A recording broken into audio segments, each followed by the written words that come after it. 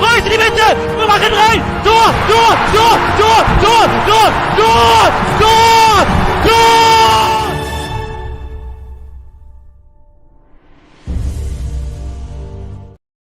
Hello everybody, welcome back to the Michael Talks Football channel. If you're new around here, welcome to the channel. It is another UCL review breakdown. If you did not check out yesterday's stream, go do it because we did go into a deep analysis about Man United, Lens's victory over Arsenal. So go check that out if you haven't done so already. But today, Newcastle. Wow. 4-1. Jesus, we're going to break that down. We're going to talk about Luis Enrique's disaster, and more of a disaster class that he put up. Julian Alvarez is unbelievable right now. Morata is on fire. Shakhtar with the comeback. We're going to break that all down here in today's stream. If you haven't done so already, hit the like button. We've already hit almost 20 likes. So shout out to everybody. The channel keeps on growing, and that's what we want to do, people. This is a hobby for me. So I just want to keep on growing. And, you know, we enjoy the football. We enjoy the discussion. And today, there is a barbecue for PSG. On the menu, there is a filet of Mbappe. There is a side of Dembele. And the main course and the dessert is probably Enrique pudding. Because what he put out there yesterday was disgraceful by Enrique. But shout out to everybody. Shout out to Sebastian, Andy. Shout out to RDS. How you doing, buddy? Shout out to Ten Dime. It was your birthday yesterday. Happy birthday, Ten Dime. And what a birthday present you got, bud. What a birthday present. Shout out to Matt. Shout out to Altin Bekov. Astana wins today. I'm watching you right now from. Hey, shout out to Astana.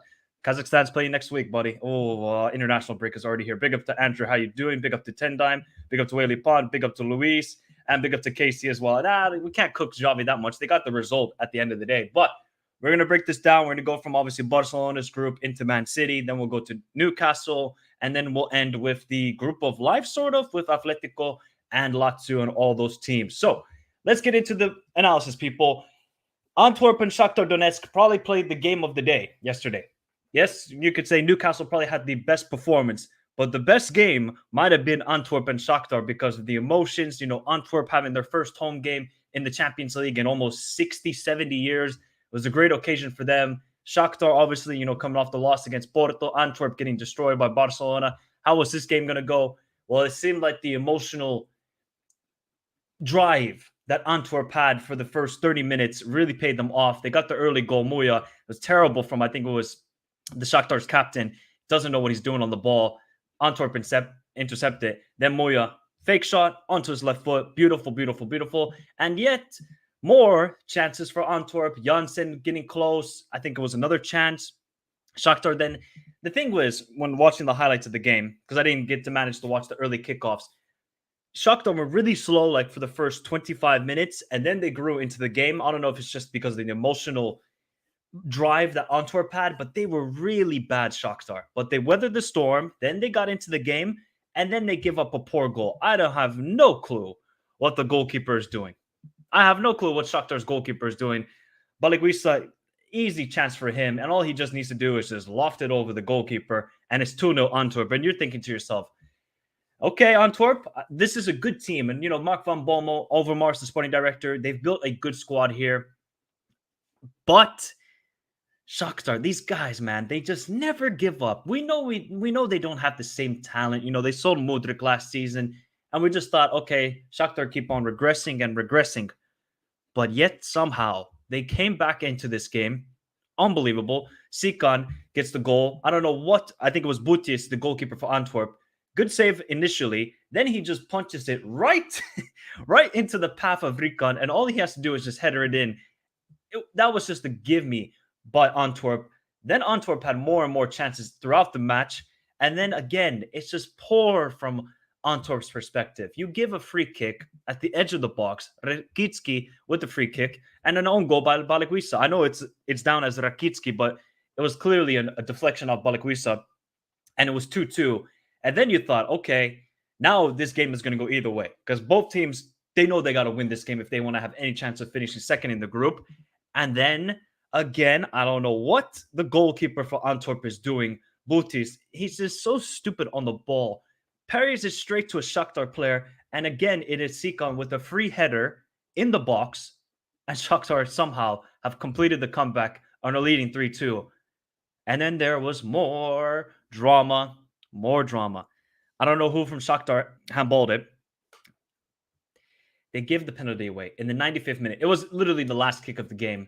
And Alvarez, the guy who scored the winning goal so that Antwerp could win their first league title in almost 70 years, misses the penalty.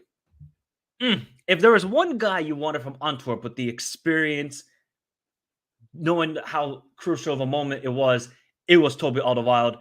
He misses it, and Shakhtar complete the comeback and get the 3 points. And what a victory for them. They didn't play their greatest, and based off the chances, you could say that Antwerp were the better team.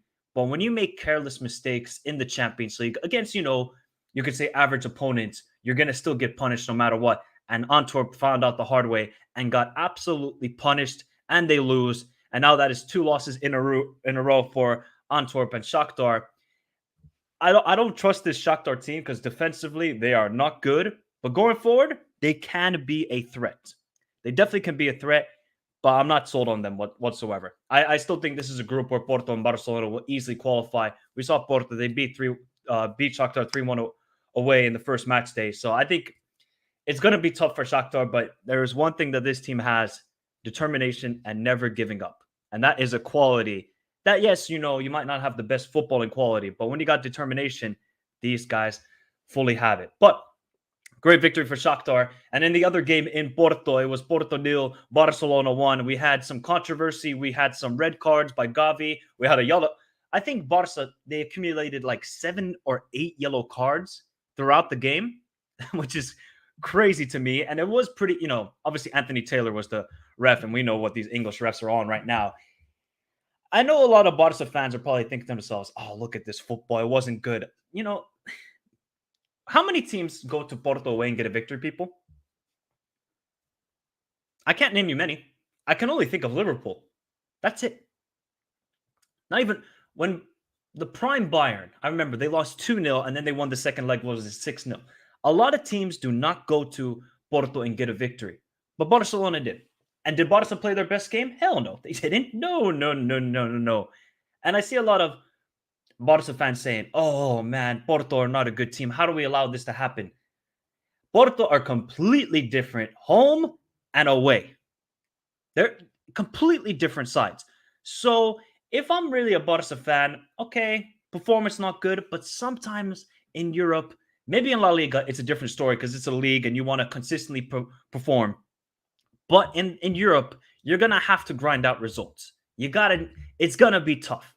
And going away to Porto is a tough environment. Yes, they don't have the same quality, this and that. I know there's not the Hulks or James Rodriguez or these sort of guys. But Taremi is a decent striker. He could have probably scored 1 goal yesterday. He really had a lot of chances, but didn't quite get the goal there. The first thing I need to say, though, is that tackle that Kunde did on Taremi, I think that's a penalty. He grabbed his shirt. He brought him down. I think that's more of a penalty than the Cancelo handball. The Cancelo one, that's a bit 50-50 in my opinion. I know people are saying, oh, it's a robbery and this sort of stuff. It's very difficult because there's not really clear and cut, evidence that, oh man, Cancelo handballed it. I don't really see it in that situation. I think, though, the Kunde one is more of a penalty, and I am shocked. I don't think they even went to VAR for that situation, which is stupidity to me. But I got to really say that Porto, that was probably the best game I've seen from Porto, definitely all season, and probably in the last 2 years. Like, Porto didn't play that well last season, I thought, in the Champions League. But yesterday, that first half, I thought, look at how well they're playing in transition. Look at Eustáquio. Look at Wenda. Look at how well these guys are playing. You see this jersey right here? I told you people about Alan Varela. Did I not tell you people about Alan Varela? And he was, I thought, really good yesterday with his passing. He just needs to work on his defensive game. But Alan Varela, he will be sold for 60 million in a season or two. I already said it in the summer, and it will happen. But Alan Varela was, I thought, really good in the game. But it's just if you're Porto, you have to take your chances. You cannot keep on. This is the problem. When you're going up against the elite of football, and right, I don't think Porto have the most clinical of forwards right now. You have some of the chances. I thought, you cannot squander them, and that's exactly what happened. Then they make a mistake. I think it was Barro, the attacking midfielder. The pass. I don't know what he was thinking. It was, first off, a terrible pass. Then he tries to lay it off to the center back. Gundogan pounces on it. And Ferran Torres, who came on for Lewandowski, because Lewandowski apparently has a sprained ankle and could be out of El Clásico, which is not great, pounces on it. And Barca probably didn't deserve a 1-0 lead heading into the halftime, but they'll take it, and they could care less. And then the second half, okay, Porto creating more chances. Vendel, I remember Pepe, Taremi even had another half volley chance. Now, let's get to the controversy here. Put a 1 in the chat if you think it was a penalty for Porto. I'm talking specifically about the Cancelo handball. Or put a 2 that you think Anthony Taylor and VAR got the right thing. That it's a very tough one to call, because you can see the situation where, okay, it kind of it's like literally right here. So it's difficult to sort of gauge whether he handballed it or if it hit his shoulder. I don't think it's a penalty, if I'm going to be honest. I think also it was outside the box. So I think Barca, I know Porto fans and Porto are going to be like, oh, we got hard done by. How's that not a penalty? I don't think there was enough evidence to really give it a penalty, and it wasn't a pen. So, and Eustáquio, yes, thank you, Casey. Eustáquio handballed it first, and it was outside the box. But the Kunde one was a penalty. That is for sure a penalty. I mean, obviously, did Barca really create anything in the second half? I saw, João Felix having a couple half chances. Sometimes people, and I think Barca fans, you guys, this is not no more that prime team. You're going to have difficult games. Look at Man City last season in the Champions League. Did they play every game and destroy every opponent? No. Last season in the round of 16, they drew 1-1 with Leipzig. Which is a tougher environment to go to, Porto or Leipzig? I know which one it is. It's Porto, 100%. So take the victory. The main goal was just win this group, get 18 points or 16 points, get some confidence, and finally get back to the round of 16. And I think Barcelona now went to the hard ground, gotten the result, and now they can move on. But yeah, it wasn't the greatest performance. But hey, that Kunde last-ditch tackle, that was a tackle and a half by Kunde. And overall, I think for Porto, it's just when you don't have those clinical forwards anymore. Taremi, he is a good striker, but he's not clinical enough. He scored some golazos in the past, but I think you just need a bit more clinical forwards. They got the midfield. I'm telling you guys, like Eustáquio, Alan Varela, that's good. Barro guy, yeah, not sold on him one bit. That guy is trash in my opinion. I think he's trash. I don't know what you got, Porto fans. Let me know your thoughts in the comments, and if you're watching in the replay. So overall, Porto, I don't think Porto have nothing to worry about. I think they're still going to finish second in this group easily. I know they're tied on points with Shakhtar, but I think hands down, Porto are the second best team in this group. Barca are in first place. No goals conceded. See, this is the thing. Last season in La Liga, Barcelona were the best defensive team. Now, maybe they want to switch it up and be the best defensive team in the Champions League.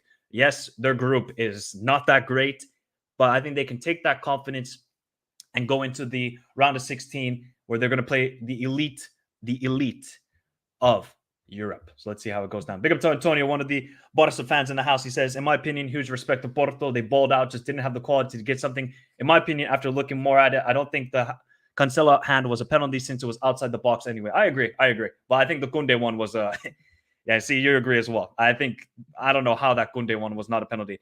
Big up to HR says the first one is a clear penalty. The second one is a 50-50. There we go. See, I think most people agree. Big up to Angel says Porto had a penalty disallowed. Anthony Taylor. The handball, I don't think it's a penalty. Big up to B-Don. How you doing, bro? ¿Cómo estás? If it wasn't for the poor managing at Boca, Varela would have had way more hype around him since before joining Porto. Agreed. I think they really mishandled him, and he's going to be a good midfielder. Look at Argentina's midfield for the future. Alan Varela, Enzo, maybe even put Alvarez at the cam role. Bro, Argentina are cooking for the future. They're cooking with Barco at and then you got Prestiani, you got honestly, Argentina are just, the talent pool is just getting crazier and crazier by the year. Araujo and Kunde are a good pair of center backs. It was still a penalty. Big up to Matt says Anthony Taylor was bad in the big moments. Conceição is like Southgate in the sense he makes late substitutions often too late. Yeah, I agree. Like, I think for Conceição, we know he's a good manager, but sometimes I think the emotions of the games get to him a little bit, and he kind of loses control and doesn't realize, hey, you got to bring on subs. You got to make a tactical switch. I think that's the problem for Conceição, but he's a good manager. I think we can all agree, but Porto got to get some forwards ASAP. They got to go find a Luis Diaz, go find a Hulk, go find somebody, because the forwards they got right now are not good enough. Taremi is the only one where you're like, okay, he could pose a threat. The others, nope. Oh, McAllister as well. Damn, how do I forget McAllister? Argentina has midfielders with legs. This might allow Messi to play in 2026. I don't think he's going to play. But next year, Copa America, Argentina are going to ball out again. Araujo and Kunde are amazing, man. They saved our asses yesterday. Nice to see Barca have quality defenders for real. Yeah, look, must be good to have quality defenders, man, because that's something that Barca did not have for a lot of years, especially with Piqué, man. Oh, yeah, yoy. I know Porto has lost one home game in 8 months, but we need to start controlling midfield. Yeah, I think that's the thing with KC, though. You know, you don't have De Jong, you don't have Pedri, you had Gundogan, you had Gavi, Romeo. So I think when you have De Jong and Pedri, then you're going to be able to control the game. You got to get those guys fit, though. When it gets to the round of 16, and if those two are not playing, then I would be worried about other midfields in Europe. Then I would be worried. But let's move on, people. Let's move on. If you haven't done so already, hit the like button, subscribe to the channel if you're new around here. Let's get it up to 50 likes today. We already got 77 likes for yesterday's stream, so that's fantastic. And let's get some more likes today so we get more people involved, and then we can get more people most likely clowning PSG in about 20 and 30 minutes. So remember to do that right now. Man City and RB Leipzig. This was a one-way show for Man City. RB Leipzig did not even put up a fight. Not even a fight. They just said, here's the gloves, and we're going to throw it down on the ground. All they did was just defend and defend and defend. But I'll give it to RB Leipzig. They are, I would say, a better defensive side than I've seen in the past. But you cannot allow this Man City team to dictate possession. And of course, you know, when Man City, with the pressing they have, they're going to suffocate teams. But if you're RB Leipzig, you have decent quality midfielders. You got Xavi Simons and Lois Openda in the counterattack.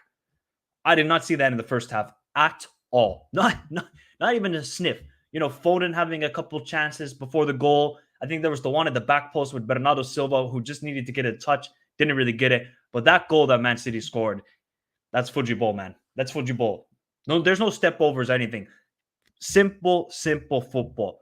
Out wide to Bernardo into Rico Lewis, who had a great game, by the way, and then cut back to Foden.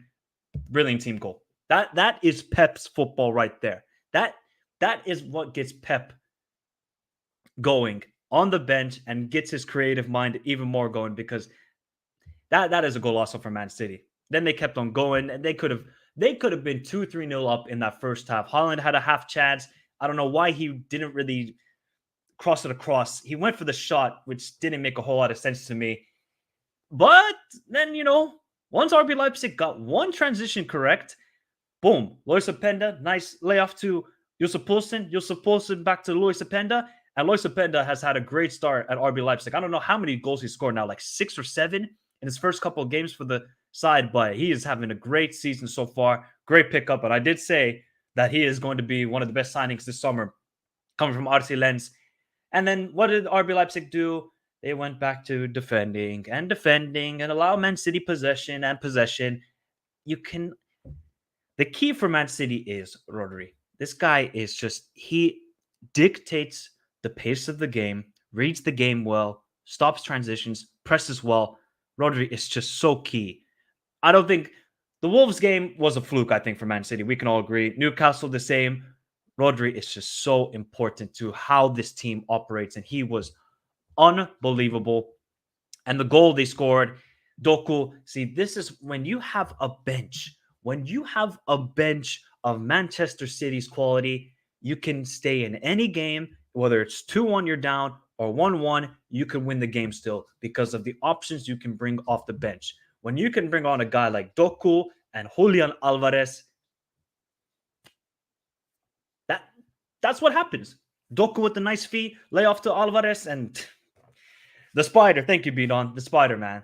This guy, if Alvarez, was at like an AC Milan, Inter, I just don't think people really rave about this guy highly enough. He doesn't get the praise he deserves because he's at Man City and they're a super team with Haaland and Foden and Rodri and Gvardiol and Ruben Diaz. I don't think Alvarez gets the praise he deserves. Alvarez is insane, people. He's Magnifico, like I put in the title. Magnifico. He deserves to get more praise. The close control, the different types of goals. Right foot, left foot, header, link-up play. He's got everything. We saw this at River. That's why when Manchester City signed him for, what was it, 17, 20 million? I can't remember the exact fee. I said, this is a steal. This is an absolute steal. Alvarez was showing it in Argentina, doing it in Super Clásico against Boca. Copa Libertadores, scoring 6 goals against, I don't know, somebody, I think it was Bolivian team, if I'm not mistaken. Alvarez is that guy. And he is going to keep getting better and better and better. And people got to start praising him more and more and saying, soon, he's going to be a top. He's not a top, I would say. Is he a top 20 player in the world right now? Maybe, but I think, look at all the accolades he's won. He's won everything. The only thing he has not won is a Club World Cup. That is the only thing that Alvarez has not won is a Club World Cup. So fantastic. He can play the false nine. He can play the striker, cam. I wouldn't be surprised if he can play at DM. With the baller that he is, Julian Alvarez is unbelievable. If he was English, I can guarantee you the English media would go absolutely insane about this player. They would rave about him all the time. But because he's from Argentina, Argentina have produced ballers after ballers, doesn't get the same media coverage. Alvarez deserves it because he is just... Thank you, Antonio. At 22 years old, completed football. That's it. And then he gets the assist. Great counterattack. You see the layoff by Haaland? See, he's working on the game. Lays it off to Alvarez, Doku, and then he does the giddy. That was nice, by the way. That was a nice celebration by... I mean, it was always going to be simple for Man City, guys. They were always going to win 3-1. They were always going to control the game. This group is 6 out of 6 wins. And yet again, they are going to be Champions League favorites. Heavy favorites. They just have everything about it. Everything about it. So, comfortable victory for Man City. They got now, actually, back-to-back 3-1 wins in the Champions League. And they should be cruising this group. They're on that cruise control. Cruise control. Then we get to Crvenazvezda and Young Boys. It's always... Well, they got to change that name, by the way. And they got to change their stadium name. But shout out to the Young Boys. Another entertaining game. If you guys... I would actually recommend watching the highlights of this Crvenazvezda and Young Boys. If you just want to see, like, just end-to-end football. Because that's what Crvenazvezda and Young Boys did, judging by the highlights. Just... You attack. No, you go. No, it's your turn. Forget about it. It's your turn. Very entertaining game. Both teams having chances like in the first 5 minutes. And then they got the 1-0 goal, Crvenazvezda. Long ball towards, it was, I think, Bukhari. Then across to India. And 1-0 Crvenazvezda, they had to actually check on VAR, and it was a good goal. I think initially they gave it offside, but they got the 1-0 lead.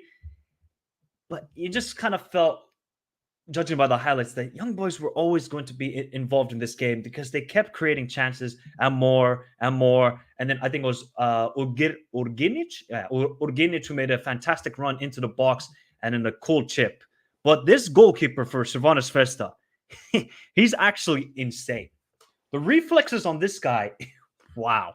Yeah, he probably will go to a top 5 league soon because this goalkeeper is unbelievable. I think his name is funny enough is Glazer. I don't think he's related to the Glazers of Manchester United. But you got to give credit then to young boys because their goalkeeper Racciopi made some incredible saves himself. And then Crvenazvezda give a poor penalty away. Eaton then converts it from the penalty spot. And then Crvenazvezda kept creating chances and more chances. But young boys had, I mean, a glorious chance. I don't know which player it was for young boys. He is literally at the penalty spot, free header. There is no defenders around him, and he puts it over the bar. He puts it over the bar. It should have been 3-1 young boys at that point. And when what happens, we always say this in the Champions League, you don't take your chances. And then Bukhari scores a Maicon-esque goal. Remember the Maicon goal against North Korea in the 2010 World Cup where he just laced it near post? Bukhari scored the exact same goal, 2-2. And then I think even Crvenazvezda had a chance like in the last 2 minutes of extra time. Thrilling game, judging by the highlights. And, you know, both of these teams, I think they both understand they don't have a chance of progressing out of the group. Oh, they still do have a chance because RB Leipzig have only 3 points. But I think for them, they put on a show, and I think they can really push for that third place. And it's going to come down to that game. I think young boys are in Bern, if I'm not mistaken, in Switzerland. I think it's Bern. So shout out to both teams for putting up an entertaining game. But now they kind of made it difficult for themselves. But you see, look, this group is highly entertaining with golazos. 6 goals for Man City, 4 goals for RB Leipzig. Young boys and Red Star with 3 goals each. Got to give it to this group, man. They are definitely giving entertainment, even though you could say, Europa League group and Man City will walk it. They will walk it. It will be 6 out of 6 wins for them. I would be shocked if, actually, to be fair, in the last match day, when are Young Boys and Crvenazvezda playing? Is it the last game? No. Oh, this is okay. Is there a bug? For some reason, there we go. November 28th. This game right here, the 5th match day between Young Boys and Crvenazvezda, is going to come down to that game to determine who finishes third in the group. Otherwise, although, you know, if Crvenazvezda get a draw away, we could see something intriguing. Now, let's get to the group of death before we get to Paris Saint-Germain. The Dortmund and Milan game was not the greatest.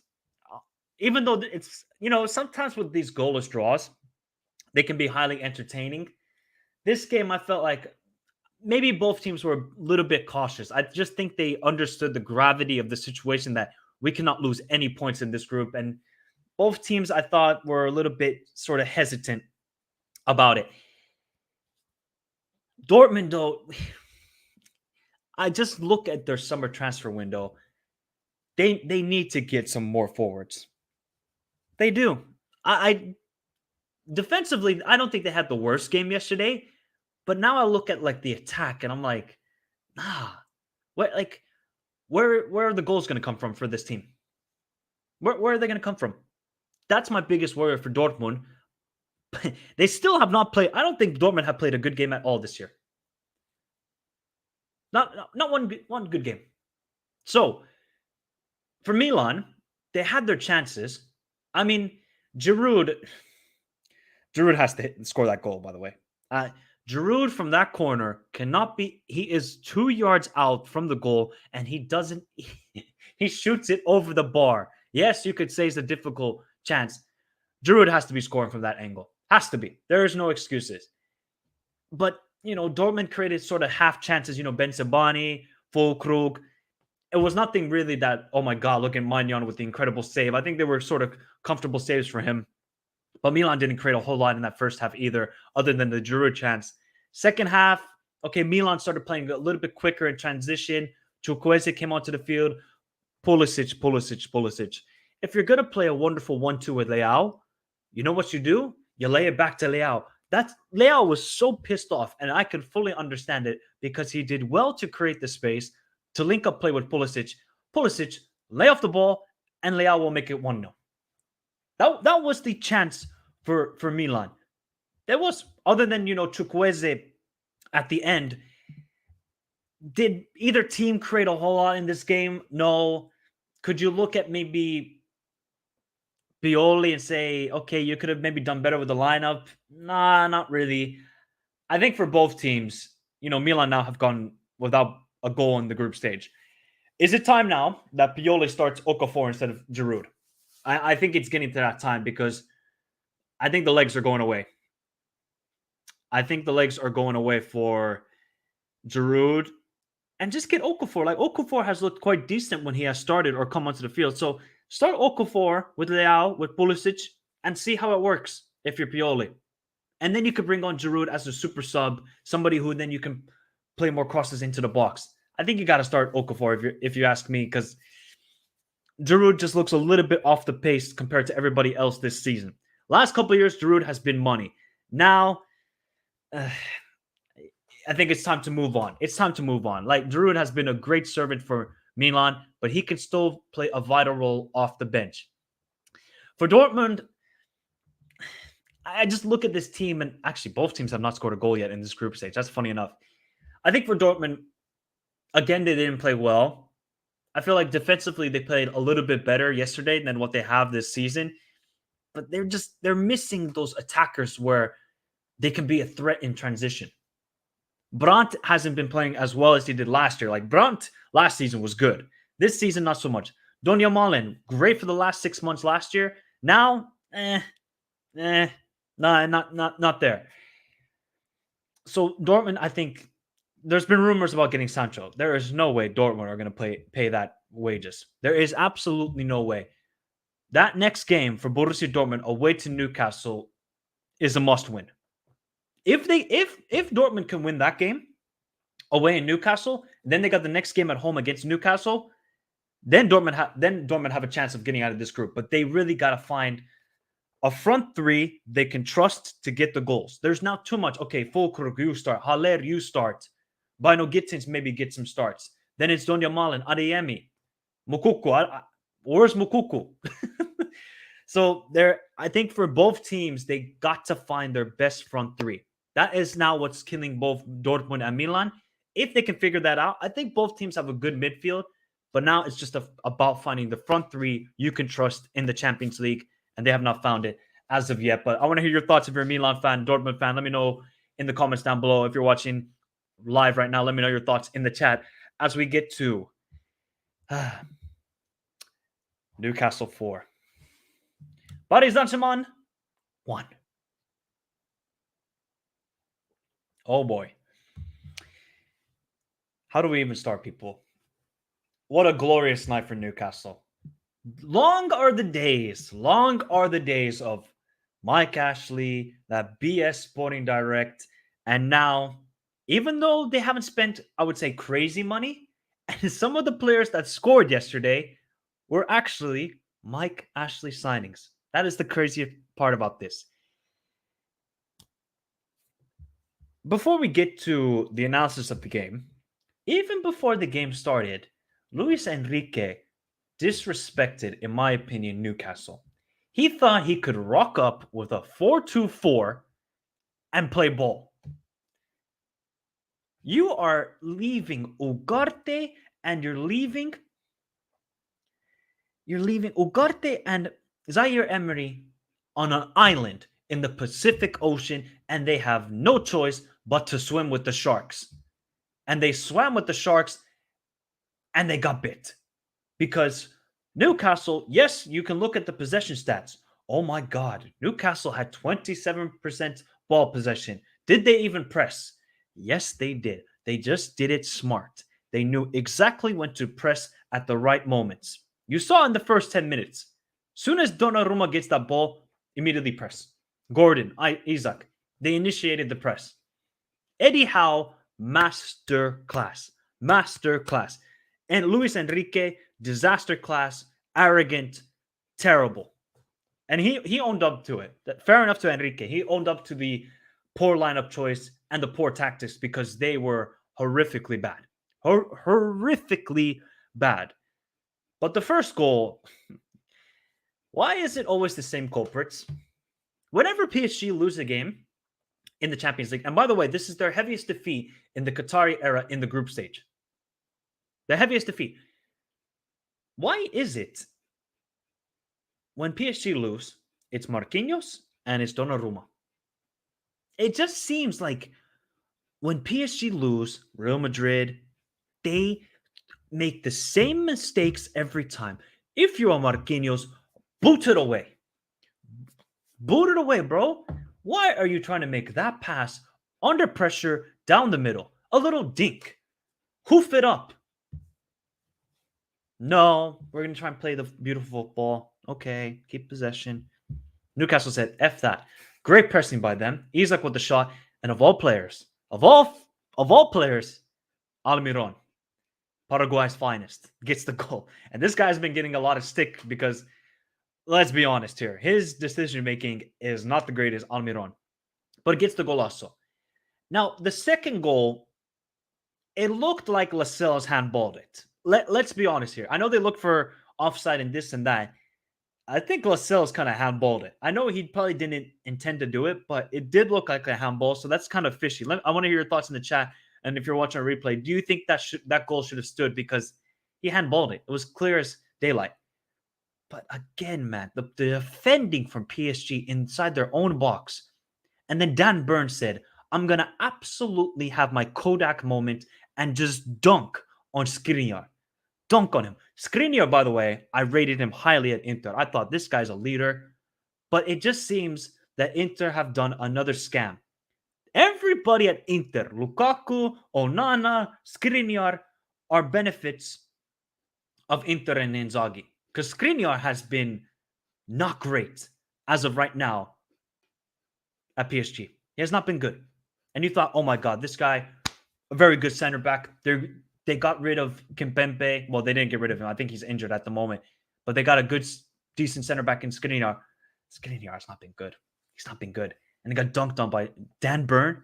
Dan Burn. Shout out to Dan Burn. The man who's from the Newcastle area, probably thought he would never play Champions League football, has just scored a Champions League goal. Oh, what a moment. What a moment. The third goal, and you just see like Newcastle, they like, okay, the only chance I can remember for PSG in that first half is Dembele. And if you're relying on Dembele to get goals, you're a lost cause. It's a lost cause, people. It's already a guaranteed L.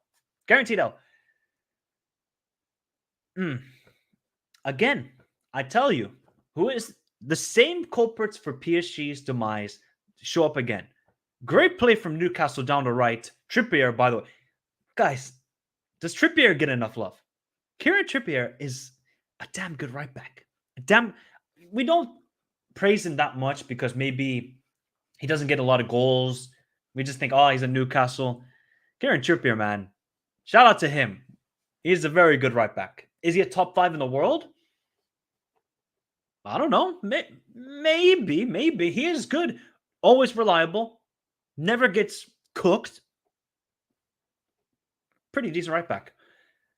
But again, this guy Donnarumma. If you ask me right now, who are you taking? Are you taking Donnarumma or are you taking Vicario? For Italy, I'm starting Vicario. I know Donnarumma, unbelievable on penalties, great shot stopper sometimes. I am taking Vicario right now. This guy Donnarumma, he better be careful when he goes back to Milan. He better be careful because he is going to get, if he looked rattled yesterday, what is he going to look like when he goes to Milan? I'm taking Vicario, man. This Donnarumma guy, he has all the makings for being a great, but it just seems like he makes easy mistakes. That is an easy save. I don't want to hear about a wet night in Newcastle. Don't want to hear about that. That save should be easily handled, and he simply doesn't do it. And shout out to Longstaff. Guys, look at if you would have predicted before the game who's going to get the goals for Newcastle, you would have said Isaac, you would have said Gordon, maybe Tonali, maybe Guimaraes. It was freaking Almiron, Dan Burn, Longstaff, and Fabian Schär. Two defenders and Longstaff and bro, like you couldn't. This is a team, by the way, Newcastle, that don't have Sven Botman, Callum Wilson, Willock, Joe Linton, and they still dunked on PSG. Who are PSG missing? The only one I can think of is Nuno Mendes. That's the only one. I'm trying to think. I think that's the only one. Nuno Mendes. Look, PSG got the goal. Hernandez, great goal. Zaire Emery, by the way. Even though Zaire Emery and Ugarte did not have... Actually, Zaire Emery looked good. Great assist by him. But my God, Enrique. Why on earth? You see that your team cannot possess the ball well enough. When you're getting pressed, you're not possessing the ball a lot. And yet, you persist with this formation even in the second half. I think it was until the 60th minute, and then Barcolo came on. Enrique, you saw that first half. You make subs immediately. You take one of those strikers off. This is why I don't understand. If you are PSG, you sign Gonzalo Ramos early in the window, and then you get Kolo Muani the final day. Why? Why on earth are you doing that? If you don't really think you have good enough midfielders, Enrique, tell the board. Tell them. But instead, you know what? I can rock up 4-2-4, Newcastle. Who are these guys? They haven't been in the Champions League in 20 years. Come on. Come on. It was shambolic from Enrique's perspective, but the players didn't help because I just look at PSG. They're easy to play against. What did they lose? 3-2 to Nice. If you look at the last couple wins for PSG, it's been against Marseille, who were in absolute crisis that week because they sacked their manager that same week. They played against Lyon. We know what happened. After that game, Laurent Blanc got sacked. And Dortmund. And well, Dortmund, yeah. I mean, Dortmund didn't put up a fight. And that was actually a decent performance from PSG. So if you look at their last couple wins, you're like, okay, they're playing against teams that are a bit of a crisis. How good is this team really? And if we look at how they're playing in Ligue 1, not the greatest. And I don't think teams fear PSG that much right now in Ligue 1. But oh my God, Mbappe. Shout out to Minerals. Minerals tried to go at me, guys, and say, I have an agenda against PSG. I told him, it's going to be a tough game for PSG from Newcastle.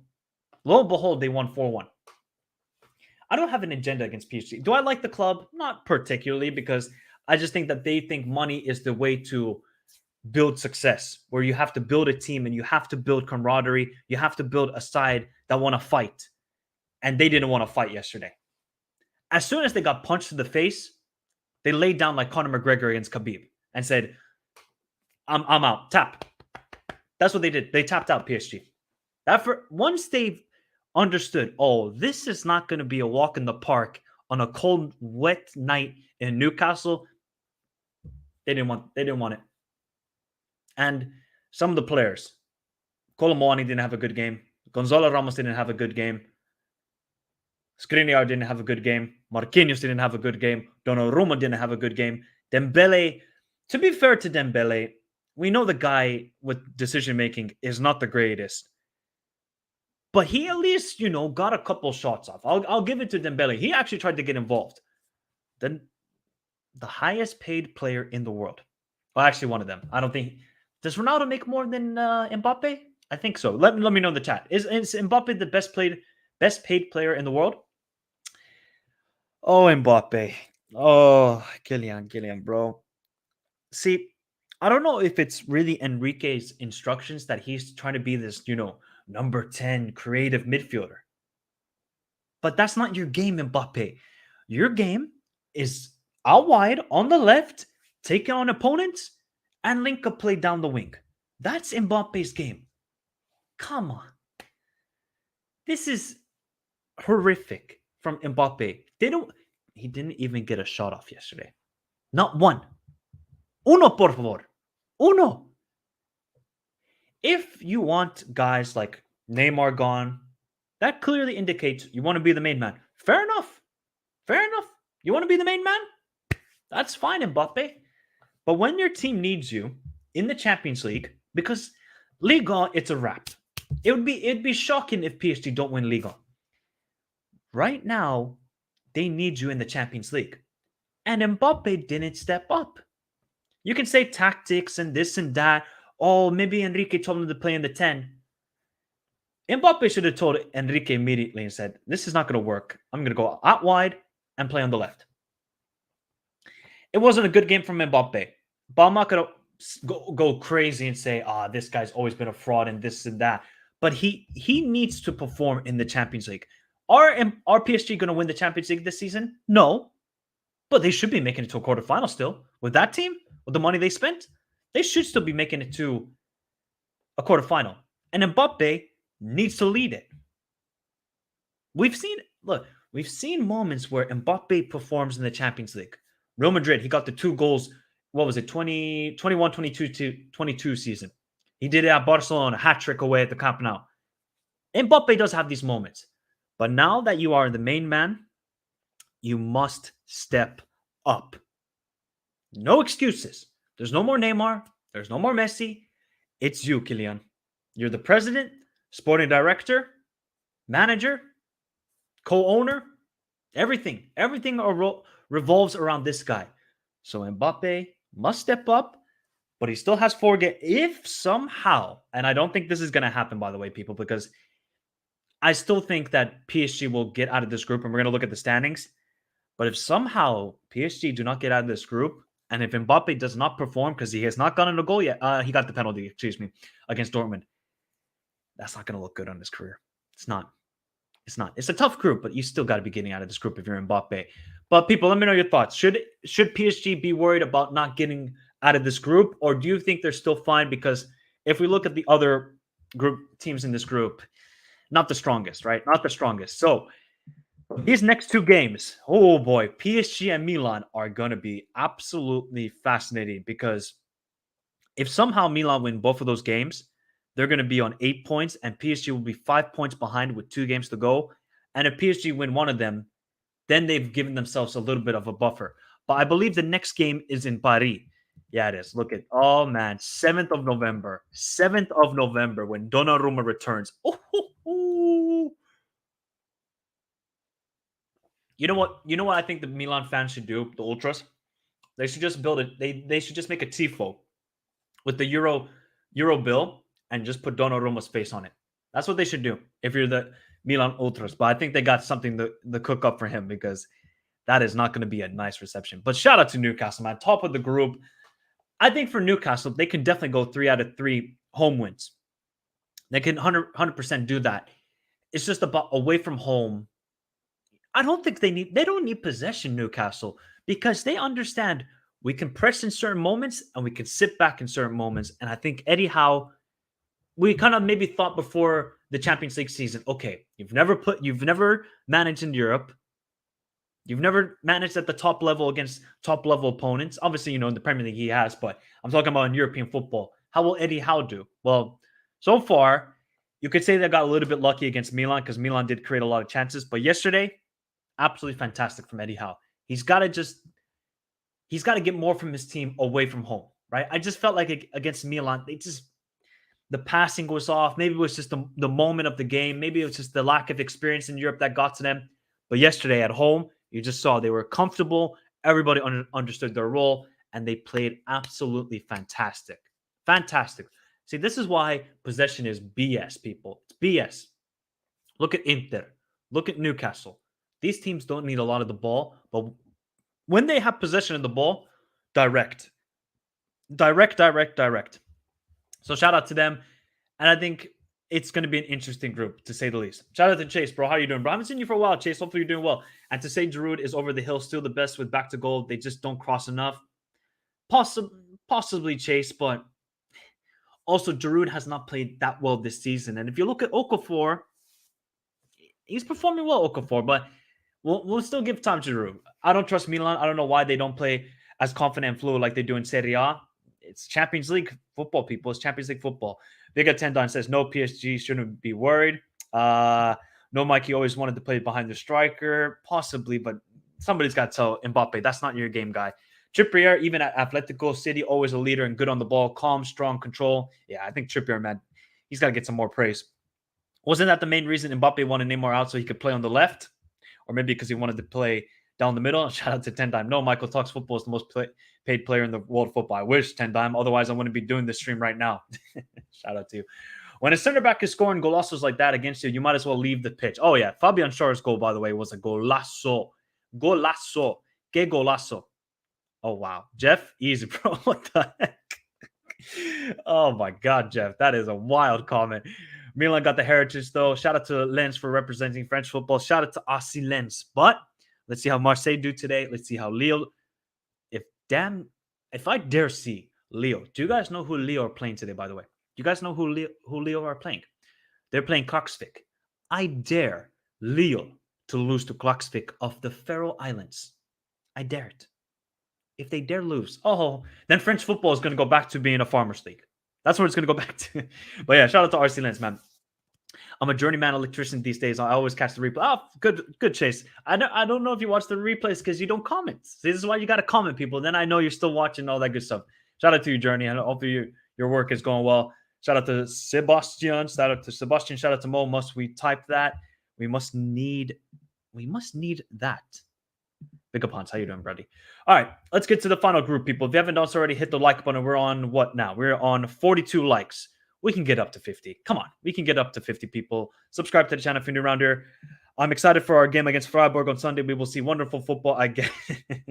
By the way, people, Hans is I was going to say Liverpool fan, a Bayern fan, and he is being sarcastic with that comment because Bayern are not playing fluid attacking football. They are not. Oh, Fremont. If that happens, I'm gonna. There's no emergency stream. There's no emergency stream. And Mike, I'm so confident at home versus PSG. We will smoke them. All right, those are fighting words, Sebastian. If you say so. If you say so. So the final group, people. The sort of maybe group of life before everybody.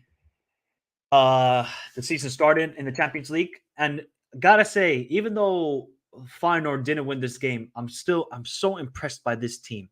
I'm so impressed by Feyenoord and Arne Slot. I think if he went to Tottenham, he still would have cooked. Because again, a season after selling some of their best players, Feyenoord, they just do it again. They perform well. Look at guys like, Jimenez didn't play, but I look at Stengs. I look at Timber's brother in the midfield. Like Timber's brother, he's a baller as well. I don't know what it is with these Timbers, but maybe I need to become a lumberjack because these guys are ballers. They are ballers. It would have been so nice to see Feyenoord win this game. And yet again, Santi Jimenez was suspended, by the way, people, for the game. And maybe that's what they were missing. Although Ueda, the backup striker, did, I think, quite well. He made a run down the middle behind the Atleti defense, got a shot off, then it takes the deflection. It was a Hermoso on goal. To be honest, I think it took more of a deflection off of Oblak and then went to net. Feyenoord 1-0 lead. Morata then with the response. Just a mistake there. You cannot be doing that if you're Wifir. Saul was there. And Morata. Easy for Morata. Who's had a quite good season, Morata, so far. Still want to trust him. I still will not trust Morata one bit, but he is doing well so far this season. And then Feyenoord take the lead again. I think it's just really poor defending from Atleti's perspective. Especially, we know Atleti are always good defensively from set pieces, but they just leave Hansko wide open. Oblak makes a good save. Back into Hansko, 2-1. But if you're Feyenoord, you just need to get to the end of the half with a lead. Control the game. And then Griezmann, all Feyenoord had to do, clear their lines. Clear the ball away. They don't. And then Griezmann with the bicycle kick goal. I think it was just really poor from Feyenoord's perspective. Entertaining game. And then Morata again. Morata. This guy, that cross, though, from Molina. I actually can't remember. What is cross in Spanish? Guys, let me know in the chat if you guys speak Spanish. What is cross in Spanish? Because that cross from Molina was pinpoint, and all Morata had to do was just score it, because that was you could not miss that if you're Morata. That exceptional cross from Molina, 3-2. But Feyenoord created chances. Minte had a couple of good chances. There was a good save from Oblak, I think, literally at his near post. I'm impressed by Feyenoord. Atleti, no, centro. Gracias, Bidon. Que centro de Molina. Que centro de Molina. Because that cross, ooh-wee, ooh-wee. I think for Atleti, it wasn't their best game, but they got the win. And I'm telling you, if Feyenoord can finish second in this group and progress, I think it's a team you don't want to play against, especially when Jimenez gets back from his suspension. This is a dangerous team, but they have to be defensively better. Hansko, Trauner, you got to be better if you're Feyenoord. But I still love this team. Still love it. I think Arnold Slot is doing a good thing. And I think for Atleti, they got the win. They know they can play a lot better. They didn't really see a lot of Rodrigo de Paul in this game. So that's, he's coming back from an injury. We saw Rodrigo de Paul start of the season. Very good. Yesterday, not that much. But I think for Atleti, after what happened last season, the Champions League, where they finished last in the group with Club Brugge, with Bayer Leverkusen. I cannot remember the last team that was in that group. The main thing for Atleti is just to get out of this group. That's the main thing. Don't worry, Michael. Are Santi going to cook the next games? Yeah. You're Mexican. Shout out to Jeff. Yeah, look, Santi, bro. I don't rate any Mexican players, by the way. Only him and Alvarez. That is the only two Mexicans I rate right now. And Ochoa when it's World Cup time. Actually, to be fair, Ochoa is doing still quite well for Salernitana, but really impressed by Feyenoord. I think they're a team that you don't want to play against. They're going to give you chances, but they have to be a lot better defensively. And we move on to Lazio. These guys, I don't know what it is, but they love a late goal. But Celtic should have won this game. Celtic will be kicking themselves. Celtic have played 2 good games, but it's just a lapse of concentration and also just defensive mistakes that are costing Celtic. They get the first goal. Brilliant play. I think it was who gave the assist? Was it? I think it was Riley who gave the assist. I think it was great work from Maeda. Maeda drives it, plays it to Riley, plays it off then to Furuhashi. And we know Furuhashi. This guy's a goal scorer. Gets the goal. And do you have a question mark about Joe Hart for that first goal for Lazio? I know Vecino gets the header, and it was quite close to Joe Hart. He gets a hand to it. Better goalkeeper, I think, saves it. I think a better goalkeeper saves that from Vecino.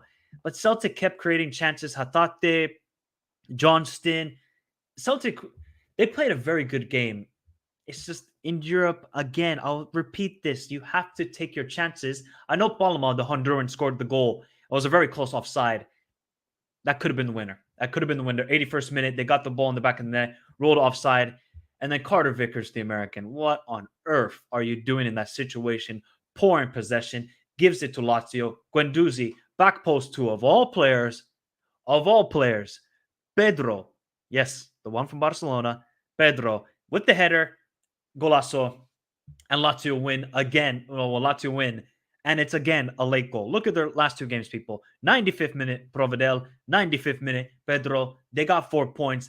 And Celtic really will be kicking themselves and thinking, we should have gotten 3 points already in this group. They played well against Feyenoord.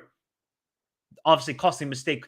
Joe Hart. It might be time to drop Joe Hart. Yeah, I think it's time to really drop Joe Hart. But Lazio got to play a lot better. I don't trust this team one bit. They are such a hot and cold team. You're like, okay, they play well here. Here, no. There, yes. I'm not so impressed. Wow, really. Eventually, an Argentinian Mexican had to be good. Santiago Jimenez is a baller. Yeah, agreed, man. It's funny, actually. Santi is born in Buenos Aires, and I think the dad was a footballer and played in Mexico. That's why now, bro. So basically, Argentinian blood is going to make Mexico great again. Is that what we're saying here to all my Mexican and Argentinos? But this is now the group standing. So I think Celtics can maybe get back into this group, but their next game is against Atleti. Back-to-back games. They got to win that next game. I don't know if it's at home or away. It's at home. Celtic got to win that game against Atleti. It's not going to be easy. We know what Atleti possess away from home in Europe. Celtic just got to win it. Feyenoord Lazio, that's going to be a good game. That's going to be another good game. Remember last season in the Europa League, they had that, I think, was it last match day? Feyenoord had to win. Santi Jimenez got the goal. And I think Jimenez will be back for this game, if I'm not mistaken. I think Jimenez will be back for the Lazio game. If he does, I think Feyenoord are going to maybe finish first in this group. Maybe. But actually, let me know your thoughts, people. So is it going to be Atleti and Feyenoord who progress out of this group, or do we trust in Lazio? Because I'm not. Even though they got an away victory, which is like the first time in Europe in God knows how long, I still don't trust these guys. They have been such hot and cold. Great at home, then lose. Decent game, then lose. Well, pick your Lazio game, and maybe they will show up. Celtic are done in Europe. So is Brendan Rodgers. Yeah, but I think Celtic, they played a good game, though. Oh, it was just 2 games? Okay, so Santi Jimenez will be back. Sarri is an amazing manager. He is honestly so smart and tactically sound. Lazio players, on the other hand, I only rate Guendouzi and Kamada. You don't rate Castellanos. You don't rate Tati Castellanos. It's trash, though. Still, he helps for more in link-up play than current Immobile. I think he's got to start ahead of Immobile, if you're asking me. I think that's the way to go. I don't trust Sarri ball in Europe, and Lazio will only surprise you against bigger teams. True. So that's the review, people. Another enthralling champ. This might be one of the best Champions League weeks we've had in a long time. We had upsets, we had golazos, late winners, more upsets, comebacks. What more do you want, people? We had everything in the Champions League this week. If you haven't done so already, hit the like button on your way out. Subscribe to the channel if you're new around here. We might be back tomorrow for a review of the Europa League and Conference League. I'll have to see my schedule. If not, stay tuned. International football is coming. We're going to get some more content on that out next week and maybe later this weekend. Maybe not a lot of content this weekend because I'm going to be busy. Just stay tuned. Hit the notification bell, all that good stuff. If you haven't seen the review for yesterday's games or of Tuesday games that I did yesterday, go check that out on the channel. And yes, if you're a member, drop those UCL trophies, the big ears. Everybody wants to go for the big ears. Goes to show the game is not played on paper, not about money. Especially in the Champions League, it's not always about money. It's not always about money. If it was about money, PSG would have had a Champions League by now. They would have had a Champions League by now, but they don't, and now they're losing 4-1 away to Newcastle. What a week for Newcastle. What a week for Newcastle. But everybody, have a beautiful day. Stay safe in this crazy world. And until next time, adios.